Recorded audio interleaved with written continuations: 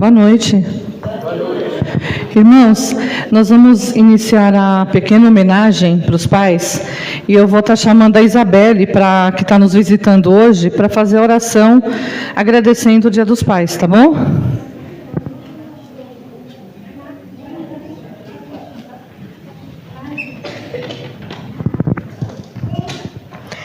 Eu vou orar. Senhor, meu Deus, meu Pai amado, muito obrigada por mais um domingo que estamos reunidos. Muito obrigada por esse dia maravilhoso, Senhor. Muito obrigada, Senhor, pelos nossos pais, Senhor, que são tudo para a gente. Sempre cuidam da gente. Muito obrigada. Em nome de Jesus, amém. Eu vou ler um versículo do Dia dos Pais hoje, com o tema, de acordo com o tema. Fica em Salmos 127. Os filhos são herança do Senhor, uma recompensa que Ele dá. Como flechas nas mãos do guerreiro, são os filhos nascidos na juventude. Como é feliz o homem que tem a sua aljava cheia deles. Não será humilhado quando enfrentar seus inimigos no tribunal. Agora, nós vamos fazer um jogral, depois as músicas. O jogral, quem vai participar é o Rian e o Vinícius, junto comigo. Então, o nome do jogral é Pais da Bíblia. Deus, Ele representa o Pai que ama e que cria, e tudo suporta, e dá o melhor mesmo quando os filhos não o reconhecem. Adão. Ele representa o pai que às vezes falha e se arrepende quando lhe é explicado o erro.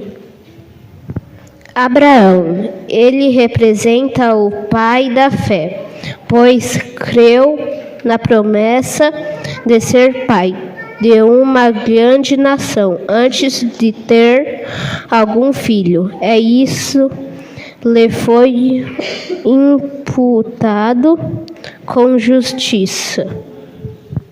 Jó. Ele representa o pai justo, íntegro e que se desviava do mal, tal qual os pais devem ser fiéis na hora da aprovação. Jairo. Ele representa os pais intercessores, que não se cansa de suplicar a Jesus que venha à sua casa e o ajude. Esses são os pais que estão marcados na história. E a sua história ainda está sendo escrita. Papai, faça a diferença. Você também. Você é representante de Deus na sua casa. Agora pode colocar as músicas, por favor.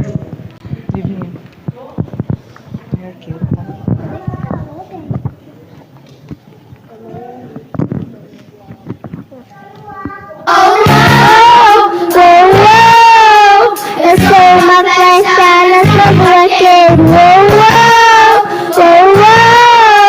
Eu sou uma flecha. A Bíblia nos foi uma herança do Senhor. Homem fechado em mão daquele mesmo onde eu vou. Feliz é o homem que muito filho tem. Papai como você não existe mais ninguém. Herança eu sou, flecha sei.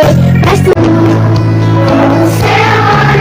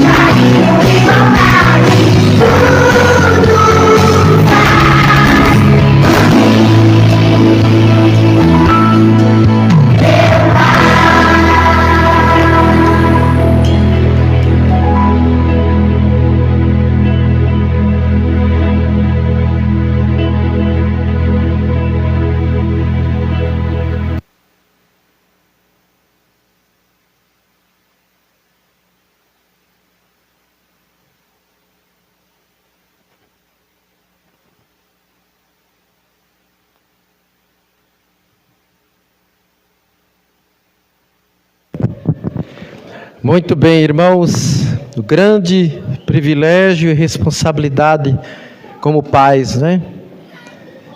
Maior presente para as nossas vidas são esses filhos maravilhosos que Deus tem nos dado. Deus seja louvado. Irmãos, gostaria de convidar os irmãos a abrirem suas Bíblias num dos salmos conhecido, que é o Salmo 84.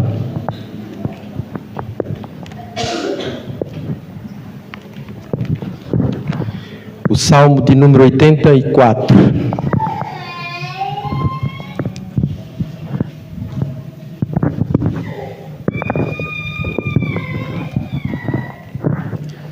Vou pedir aos irmãos para acenderem aqui a luz. Podem acompanhar assentados mesmo.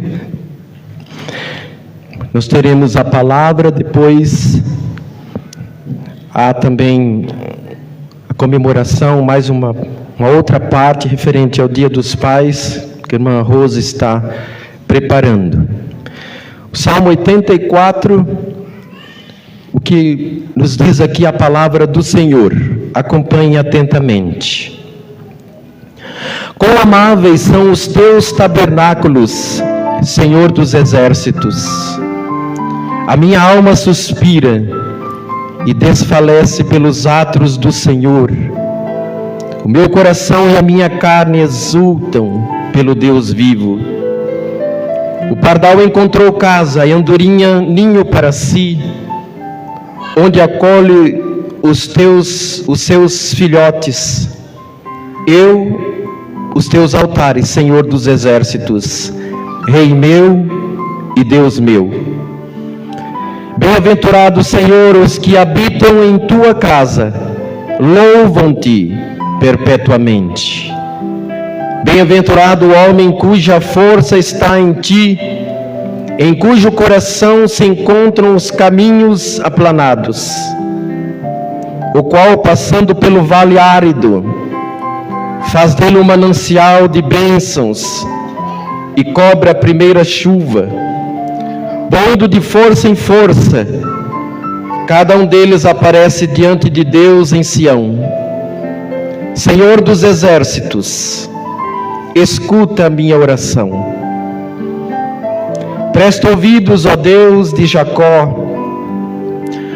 Olha, ó Deus, escudo nosso, e contempla o rosto do teu ungido, pois um dia nos teus atos vale mais que 1000.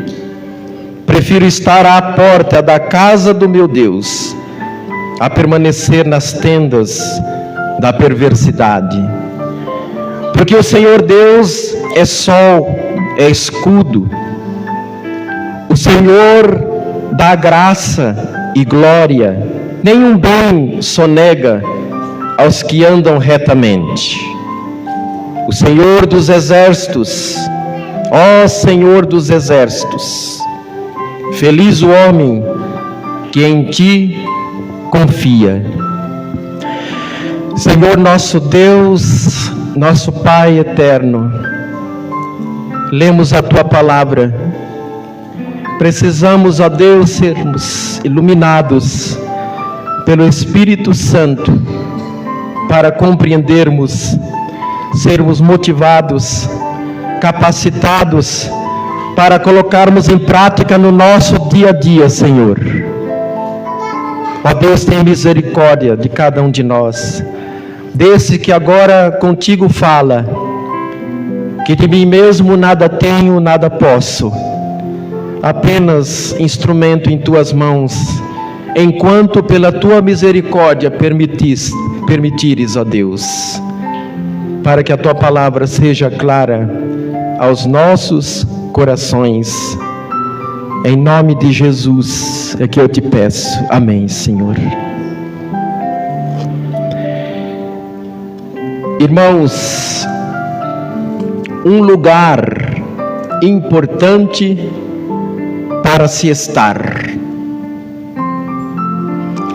E aí os irmãos talvez poderiam comentar e perguntar: um lugar tão importante para nós estarmos, mas nem todos esses lugares que um dia foram construídos, consagrados para louvor do nosso Deus, tem todas as suas cadeiras ocupadas. Aí o irmão começa a perguntar, talvez no seu coração um conflito, como isso pode ser uma realidade?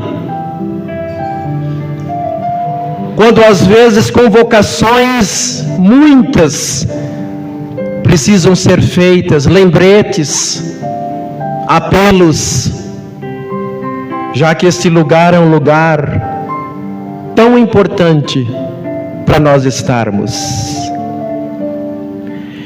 E aí eu quero deixar uma pergunta também.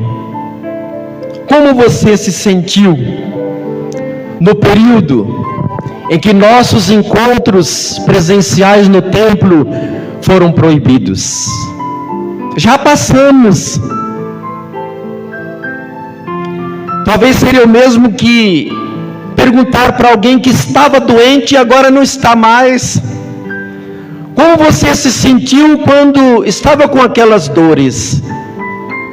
Talvez a resposta dele, agora aliviado e curado das dores, não seria com tanta intensidade como era no momento que sentia as dores. Mas, irmãos, vale para nós refletirmos um pouco, voltarmos um pouquinho. Como nos sentimos quando os nossos encontros presenciais foram proibidos?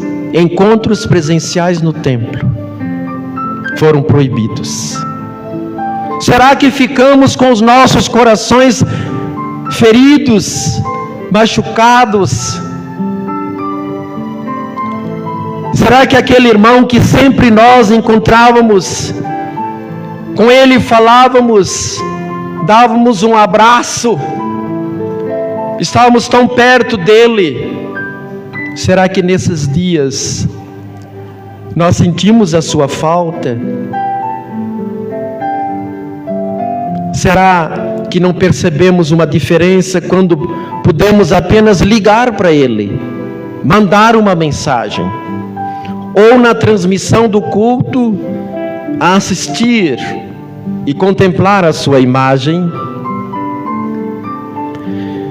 Você já parou para analisar em quantos lugares normalmente nos fazemos presentes durante a semana? Nós nos fazemos presente no trabalho, no estudo, no lazer, em nossa casa e na casa do nosso Deus. Irmãos, por quantas vezes eu tenho trazido à igreja esse cálculo do tempo que dedicamos em encontros presenciais, não é o tempo que dedicamos à adoração, na sua devocional. Sei que o irmão lê a Bíblia, ora, o irmão canta, tem aqueles que têm seus trabalhos de DNA durante a semana, os PGMs, sei disto. Mas, irmãos, uma referência aos nossos encontros presenciais, que durante a semana nós temos 168 horas. E eu quero chamar a atenção, irmãos, que quando nós somamos todas essas horas, as 168 horas, e nós fazemos o cálculo daquele tempo que nós estamos na casa do Senhor, para aqueles que vêm na quarta, aqueles que vêm no sábado, quando há encontro no domingo de manhã, quando há um encontro domingo à noite, se nós somarmos talvez um total de no máximo 10 horas, aí vai um pouco mais do que 5% do tempo que Deus nos dá durante a semana. E eu quero dizer para os irmãos que, se nós nos deparamos com uma um cristão, que ele está nos cultos de quarta, de sábado, domingo de manhã, domingo à noite, nós falamos, olha, parece que ele quer morar na igreja, ele não sai da igreja, mesmo assim está dando um pouco mais, ou a razão de 5% do seu tempo para o encontro presencial, novamente destacando essa realidade.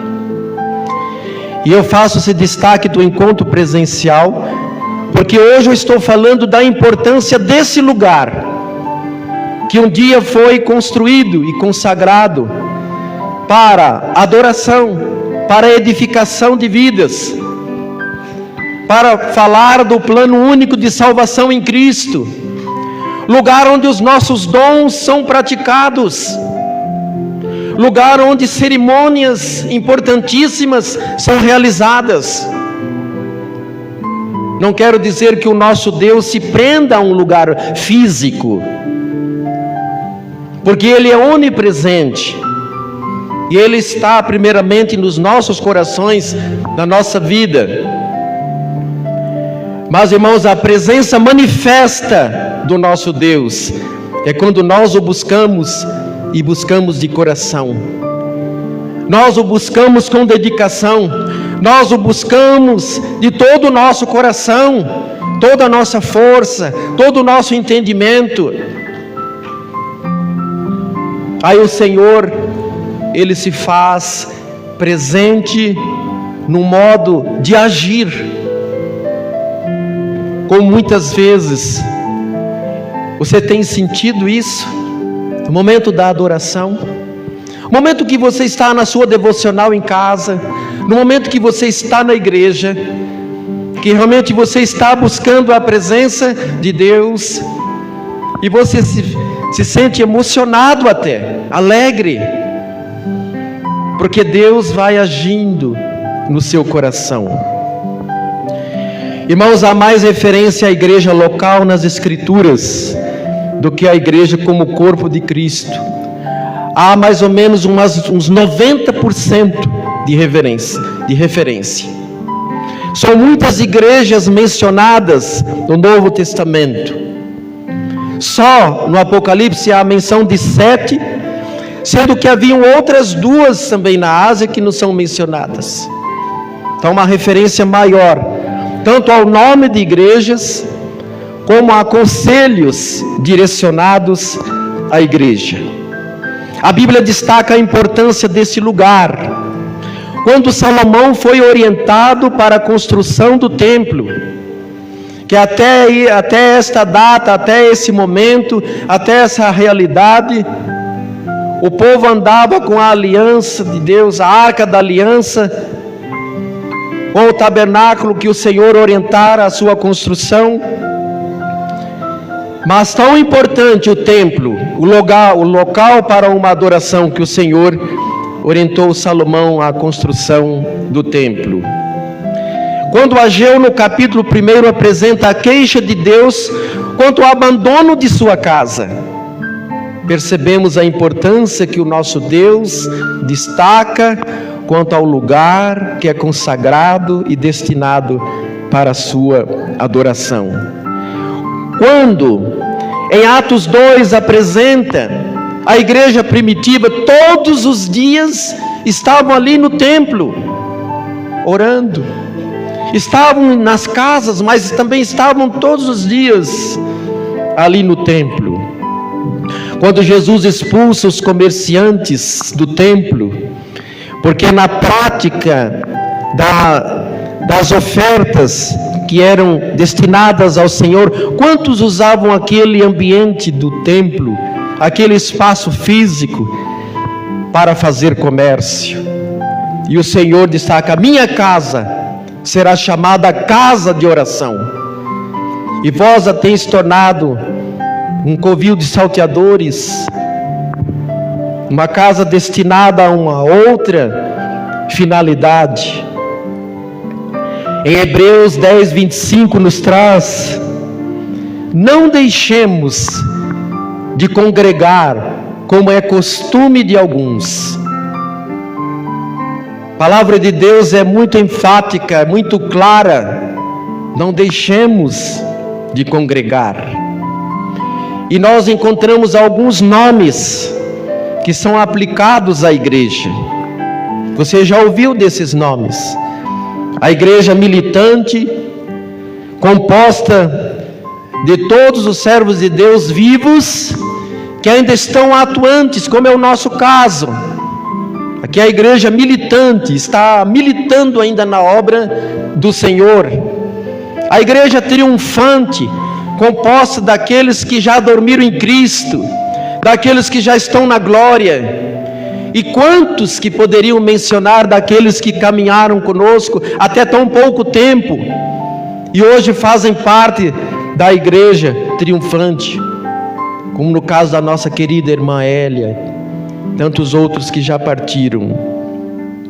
A igreja universal e visível, o corpo de Cristo, composta de todos os salvos, independente de placa, de denominação, porque o nosso Deus, Ele tem identificado como corpo, que tem como cabeça Cristo, todos aqueles que realmente são convertidos, nascidos de novo, que receberam a Jesus como Senhor e Salvador, independente de placa, de denominação, até independente da sua liturgia. Mas hoje nós temos várias placas e denominações diferentes. A igreja local é identificada por um nome, um endereço. Como por exemplo aqui a Igreja Batista Multiplicai, na sua personalidade jurídica, a primeira igreja batista em Vila Nova York. Ela se encontra na rua lateral 148, tem seu CNPJ. Essa é a igreja local. Esposa de Cristo, Cristo é o seu esposo. Efésios capítulo 5, 22 a 33. Irmãos, ontem nós ouvimos uma palavra pelo pastor Joelito em 1 Coríntios capítulo 6, verso 9. Pastor Joelito, presidente da Convenção Batista do Estado de São Paulo. E nesse versículo ele começa assim: lavoura. Nós somos cooperadores, lavoura de Deus, edifício de Deus. Quando nós pensamos em lavoura, irmãos, lavoura é um lugar que você planta, que você cuida e você colhe. Assim deve ser a igreja. A igreja planta, a igreja cuida, ela vai regar, ela vai cuidar e ela vai colher. E edifício de Deus, porque ela está estruturada, ela deve ter uma fundação de estrutura, e a nossa fundação de estrutura é Cristo. Cristo é a rocha, nós estamos fundamentados em Cristo. Nosso fundamento não são pareceres e conclusões humanas, mas é Cristo no seu ensino. Irmãos, antes de comentar aqui rapidamente sobre o Salmo que acabamos de ler, o Salmo 84, nossa situação hoje, no que se refere aos serviços e atuações no templo, os irmãos têm percebido, irmãos, que nós temos tido uma diferença. Tem acontecido algo que tem trazido preocupação para os líderes. Com satisfação eu digo que não são em todos os lugares, mas numa boa quantidade de lugares tem acontecido isto. O ser humano se tornou ainda mais ambicioso e em busca de vantagens e Nós tivemos um tempo, irmãos, que cada membro da igreja desejava um cargo. E quando a comissão que ia cuidar de alistar os cargos, tinha ali um prazo antes de uma assembleia, essa comissão ela não precisava nem procurar tanto, e os irmãos já iam se apresentando. Olha, eu quero estar à frente aí dos homens, eu quero estar na frente da liderança aí das mulheres, eu quero ser um professor da IBD, eu quero ser diretor da IBD, eu quero ser do evangelismo, eu quero estar com as crianças, eu quero ser de missões, eu quero um cargo, eu quero estar no louvor. Mas hoje, irmãos, isso são os cargos departamentais que eu tenho citado. Mas já pensaram, irmãos, nos cargos relacionados à diretoria estatutária? Nós tivemos por um bom tempo aquele que era presidente, o vice, não digo o presidente do nosso estatuto, sempre é o pastor, mas o vice, o primeiro tesoureiro, o segundo tesoureiro, o primeiro secretário, o segundo secretário, com alegria, com satisfação. Mas, irmãos, já há aquela menção: o que eu ganho com isto? Vou ter tanto trabalho, vou ser remunerado por isto? Irmãos, assim, diante de tantos cargos, e há esta cobrança, há muitas vezes esta resistência, não há o reconhecimento que o Senhor das nossas vidas é Jesus Cristo. Às vezes nós nos submetemos tanto às outras autoridades, aos nossos patrões, aos nossos chefes, como se nós dependêssemos diretamente dele, quando dependemos de Deus. Deus é que nos dá a vida, Deus é que nos protege dos perigos, Deus é que abre as portas do emprego, Deus é que nos dá a situação financeira que alcançamos. Logo, o nosso compromisso primeiro é com Deus. Ele é o Senhor de tudo.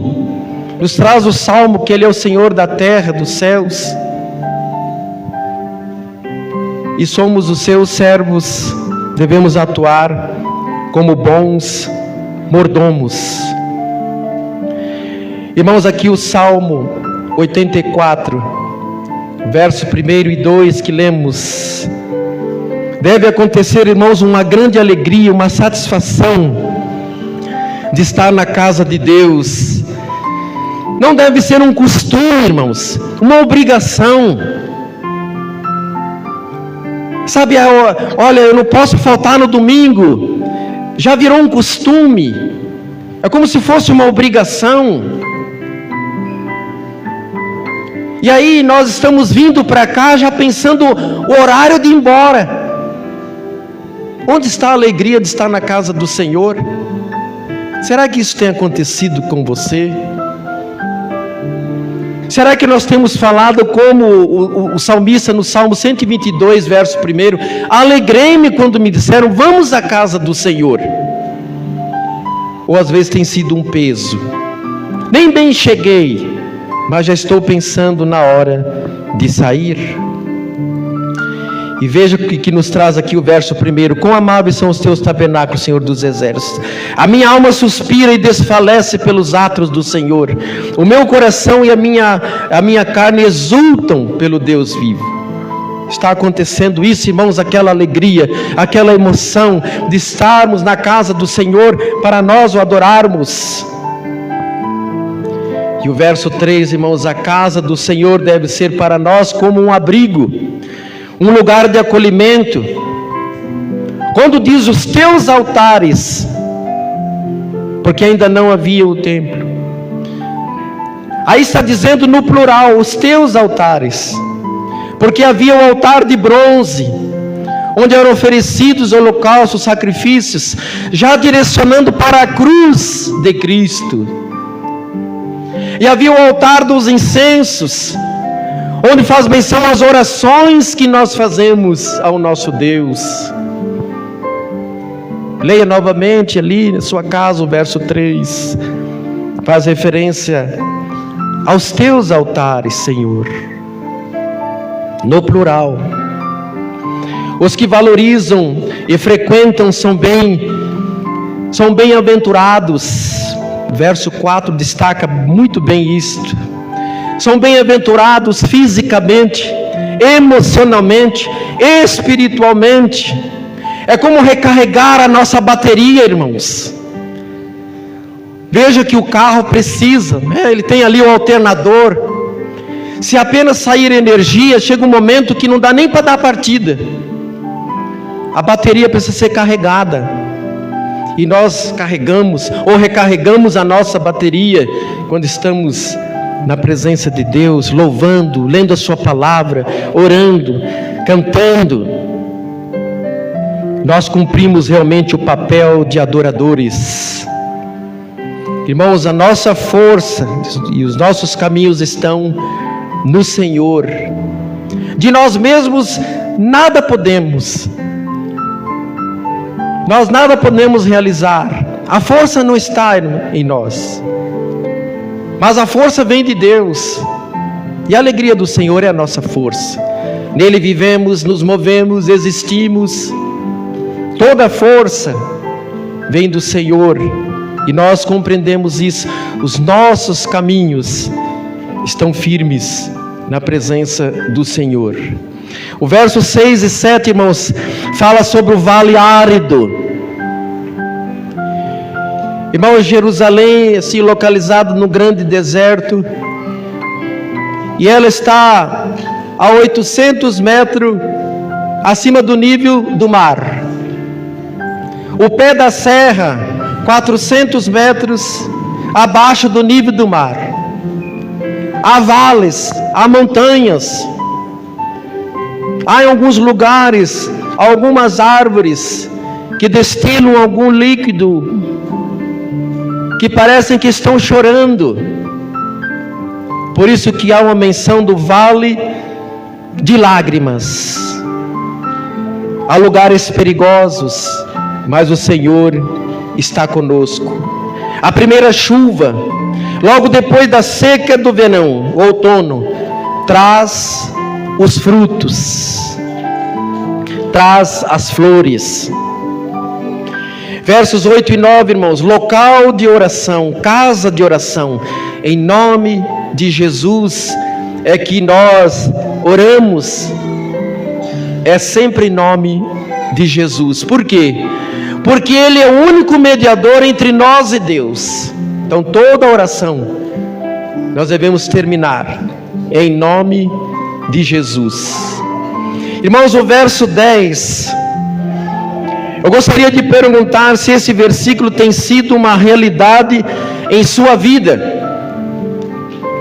Porque o verso 10 ele diz assim: pois um dia nos teus atos vale mais que 1000.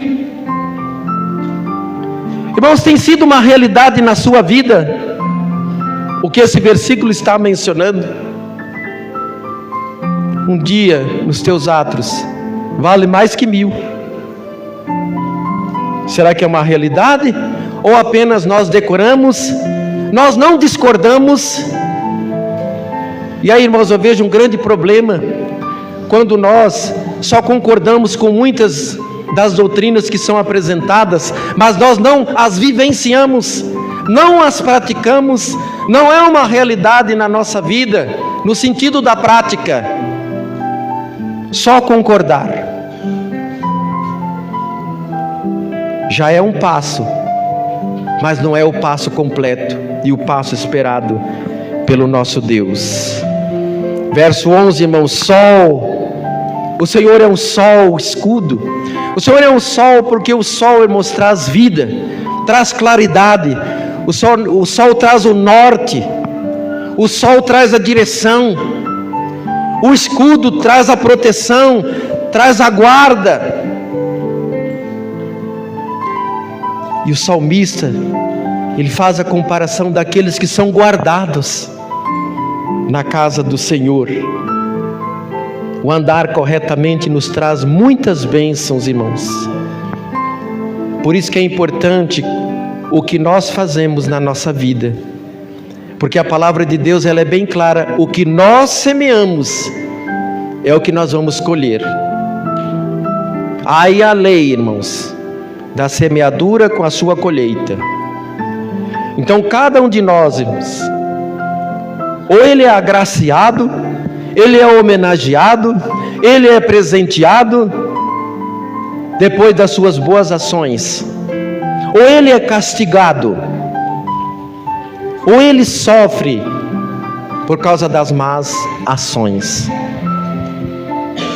Então a palavra de Deus, ela é muito clara nesse sentido, que nós semeamos, também nós colhemos. Para sermos felizes, irmãos, conforme o verso 12, para nós terminarmos, bem-aventurados, nossa confiança deve estar em Deus. Irmãos, não vamos confiar na nossa inteligência, no nosso vigor físico, nos nossos empreendimentos. Vamos confiar em Deus, porque é dele que nós dependemos. Se Ele não nos sustentar, nós não nos mantemos em pé, não chegamos a lugar algum.